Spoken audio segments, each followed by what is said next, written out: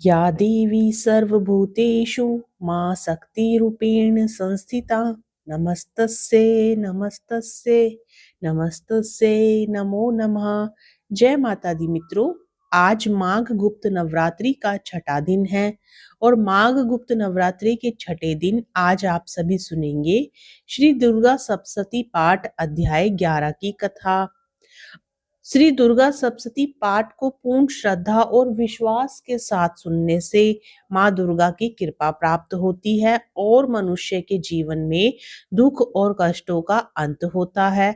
तो आइए पूर्ण श्रद्धा भाव और प्रसन्न मन से श्री दुर्गा सप्तशती पाठ अध्याय 11 की कथा को सुनते हैं।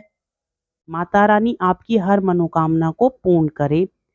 आगे की कथा में महर्षि मेधा कहते हैं कि दैत्य के मारे जाने पर इंद्रादि देवता अग्नि को आगे करके कात्यायनी देवी की स्तुति करने लगे। उस समय अभीष्ट की प्राप्ति के कारण उनके मुख खिले हुए थे। देवताओं ने कहा, हे शरणागतों के दुख दूर करने वाली देवी, तुम प्रसन्न हो। हे संपूर्ण जगत की माता, तुम प्रसन्न हो। विंध्येश्वरी, तुम विश्व की रक्षा करो, क्योंकि तुम इस चर और अचर की ईश्वरी हो। हे देवी, संपूर्ण जगत की आधार रूप हो, क्योंकि तुम पृथ्वी रूप में भी स्थित हो और अत्यंत पराक्रम देने वाली देवी हो। तुम विश्व की शक्ति हो और विश्व की बीज परम माया हो, और तुमने ही इस संपूर्ण जगत को मोहित कर रखा है। तुम्हारे प्रसन्न होने पर ही यह पृथ्वी मोक्ष को प्राप्त होती है। हे देवी, संपूर्ण विद्याएं तुम्हारे ही भिन्न भिन्न स्वरूप हैं। इस जगत में जितनी स्त्रियां हैं वह सब तुम्हारी ही मूर्तियां हैं। एकमात्र तुमने ही इस जगत को व्याप्त कर रखा है। तुम्हारी स्तुति किस प्रकार हो सकती है, क्योंकि तुम परम बुद्धि रूप हो और संपूर्ण प्राणी रूप स्वर्ग और मुक्ति देने वाली हो। अतः इसी रूप में तुम्हारी स्तुति की गई है। तुम्हारी स्तुति के लिए इससे बढ़कर और क्या युक्तियां हो सकती हैं। संपूर्ण जनों के हृदय में बुद्धि रूप होकर निवास करने वाली, स्वर्ग तथा मोक्ष प्रदान करने वाली हे नारायणी देवी, तुमको नमस्कार है। कला काष्ठा आदि रूप से अवस्थाओं को परिवर्तन की ओर ले जाने वाली तथा प्राणियों का अंत करने वाली नारायणी, तुमको नमस्कार है। हे नारायणी, संपूर्ण मंगलों के मांगल रूप वाली, हे शिवे, हे संपूर्ण प्रयोजनों को सिद्ध करने वाली, हे शरणागत वत्सला, तीन नेत्रों वाली गौरी, तुमको नमस्कार है। सृष्टि स्थिति तथा संहार की शक्तिभूता सनातनी देवी, गुणों का आधार तथा सर्व सुखमयी नारायणी, तुमको नमस्कार है। हे शरण में आए हुए शरणागतों, दीन दुखियों की रक्षा में तत्पर, संपूर्ण पीड़ाओं को हरने वाली, हे नारायणी, तुमको नमस्कार है। हे नारायणी, तुम ब्राह्मणी का रूप धारण करके हंसों से जुते हुए विमान पर बैठती हो तथा कुश से अभिमंत्रित जल छिड़कती रहती हो। तुम्हें नमस्कार है। माहेश्वरी रूप से त्रिशूल, चंद्रमा और सर्पों को धारण करने वाली, हे महावृषभ वाहन वाली नारायणी, तुम्हें नमस्कार है। मोरों तथा मुकुटों से घिरी रहने वाली, महाशक्ति को धारण करने वाली, हे कुमारी रूप धारणी निष्पाप नारायणी, तुम्हें नमस्कार है। हे शंख चक्र गद फर श्रांग धनुष रूप आयुधों को धारण करने वाली वैष्णवी रूपी शक्ति, तुम्हें नमस्कार है। तुम हम पर प्रसन्न हो, तुम्हें नमस्कार है। हे दांतों पर पृथ्वी धारण करने वाली वराह रूपणी कल्याणमयी नारायणी, तुम्हें नमस्कार है। हे उग्र नरसिंह रूप से दैत्यों को मारने वाली, त्रिभुवन की रक्षा में सलगन रहने वाली नारायणी, तुम्हें नमस्कार है। हे मस्तक पर किरीट और हाथ में महावज्र धारण करने वाली, सहस्त्र नेत्रों के कारण उज्जवल वृतासुर के प्राण हरने वाली इंद्री शक्ति, हे नारायणी, तुम्हें नमस्कार है। हे शिवदूती स्वरूप से दैत्यों के महामत को नष्ट करने वाली, हे घोर रूप वाली, हे महाशब्द वाली, हे नारायणी, तुम्हें नमस्कार है। दाढ़ों के कारण विकराल मुख वाली, मुंडमाला से विभूषित मुंड मर्दनी, चामुंडा रूपा नारायणी, तुम्हें नमस्कार है।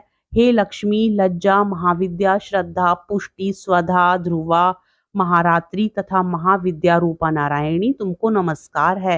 हे मेधा सरस्वती, सर्वोत्कृष्ट ऐश्वर्य रूपणी पार्वती, महाकाली, नियंता तथा ईश्वर रूपणी नारायणी, तुमको नमस्कार है। हे सर्व स्वरूप सर्वेश्वरी, सर्व शक्ति युक्त देवी, हमारी भय से रक्षा करो। तुम्हें नमस्कार है। हे कात्यायनी, तीन नेत्रों से भूषित यह तेरा सौम्य मुख सब तरह के डरों से हमारी रक्षा करे। तुम्हें नमस्कार है।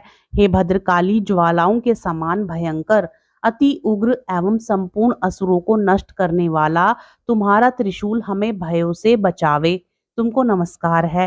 हे देवी, जो अपने शब्द से इस जगत को पूरित करके दैत्यों के तेज को नष्ट करता है, वह आपका घंटा इस प्रकार हमारी रक्षा करे जैसे कि माता अपने पुत्रों की रक्षा करती है।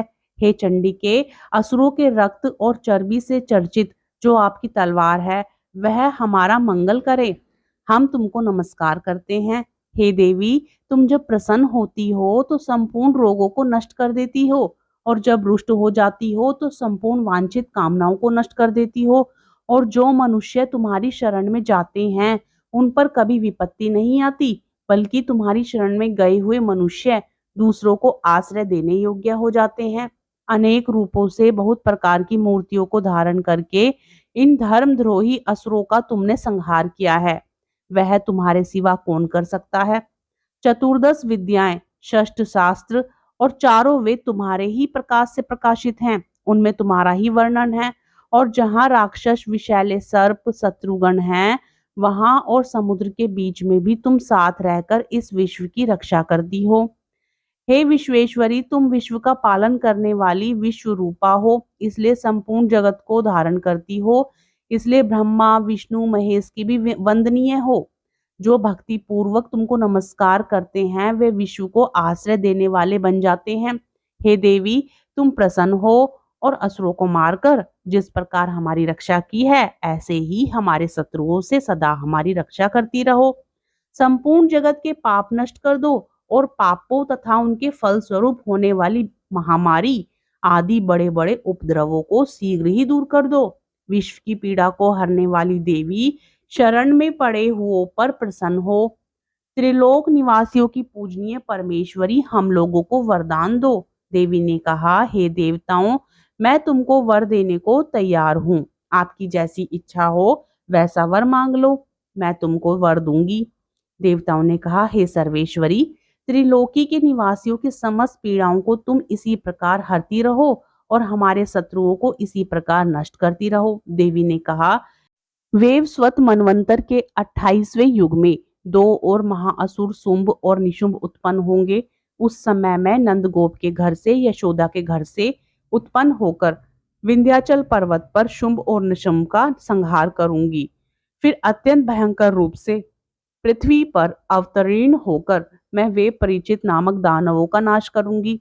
उन भयंकर महाअसुरों को भक्षण करते समय मेरे दांत अनार पुष्प के समान लाल होंगे। इसके पश्चात स्वर्ग में देवता और पृथ्वी पर मनुष्य मेरी स्तुति करते हुए मुझे रक्तदंतिका कहेंगे। फिर जब 100 वर्षों तक वर्षा न होगी तो मैं ऋषियों की स्तुति करने पर आयोनिज नाम से प्रकट होंगी और अपने 100 नेत्रों से ऋषियों की ओर देखूंगी। अतः मनुष्य शताक्षी नाम से मेरा कीर्तन करेंगे। उसी समय मैं अपने शरीर से उत्पन्न हुए प्राणों की रक्षा करने वाले शाकों द्वारा सब प्राणियों का पालन करूंगी और तब इस पृथ्वी पर शाकुंभरी के नाम से विख्यात होंगी। और इसी अवतार में मैं दुर्ग नामक महाअसुर का वध करूंगी और इससे मैं दुर्गा देवी के नाम से प्रसिद्ध होंगी। इसके पश्चात जब मैं भयानक रूप धारण करके हिमालय निवासी ऋषियों महर्षियों की रक्षा करूंगी, तब भीमा देवी के नाम से मेरी ख्याति होगी। और जब फिर अरुण नामक असुर तीनों लोकों को पीड़ित करेगा, तब मैं असंख्य भ्रमरों का रूप धारण करके उस महादैत्य का वध करूंगी। तब स्वर्ग में देवता और मृत्युलोक में मनुष्य मेरी स्तुति करते हुए मुझे भ्रामरी नाम से पुकारेंगी। इस प्रकार जब जब पृथ्वी राक्षसों से पीड़ित होगी, तब तब मैं अवतरित होकर शत्रुओं का नाश करूंगी। जय माता दी। श्री दुर्गा सप्तशती पाठ अध्याय 11 की कथा संपूर्ण होती है। कथा अच्छी लगे तो लाइक करना ना भूलें।